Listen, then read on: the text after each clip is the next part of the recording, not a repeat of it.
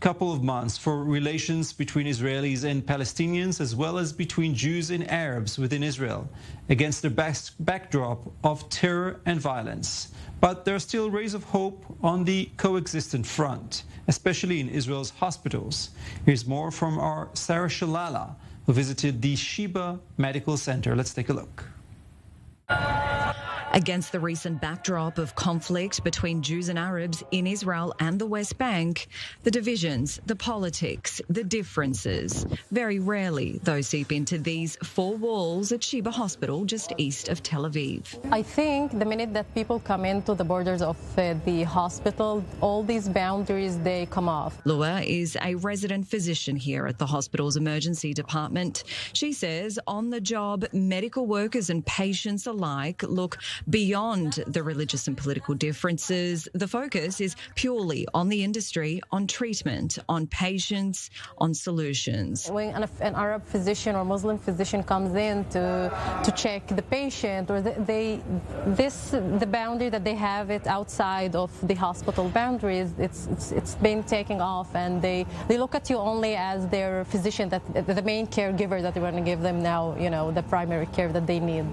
With Israel's political situation, there's often a lack of awareness of the possibility of cooperation and the success that can come from that partnership. But for these two staffers here, well, they recognise that real coexistence is about individual compromises and friendships. We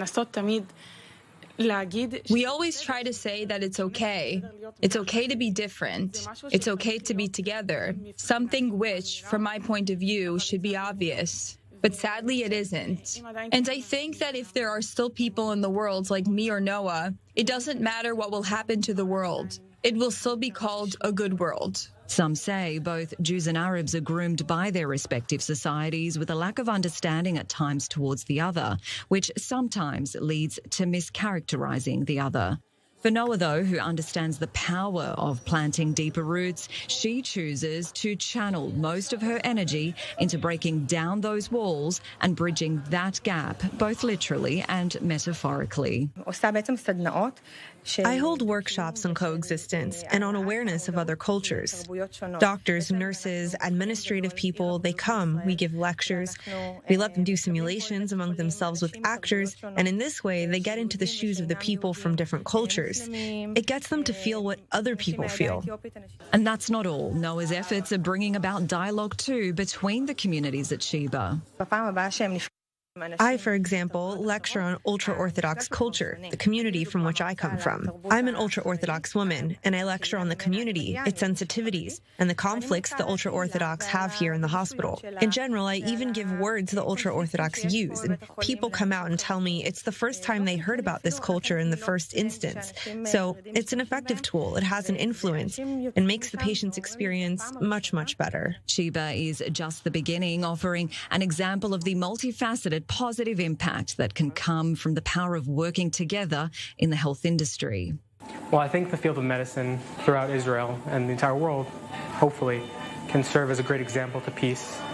Voices like Noah's, Lena's, Lua's and Dr. Ehrenberg's are a testament to their belief that coexistence and understanding is the only way for an equitable future for Israelis and Palestinians, even though they do admit that at times blocking out the outside world isn't so easy.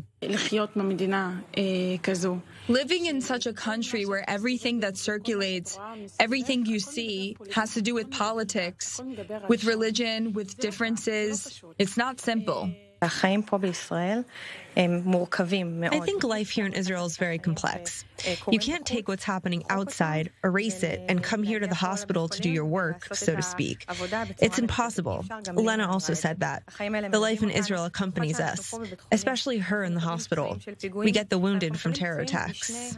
But the bottom line is that the spirit at Sheba is to facilitate as much as possible and make working a whole lot easier. In the end, it's one country, one place, one destiny. Sarah Shalala with that inspiring story.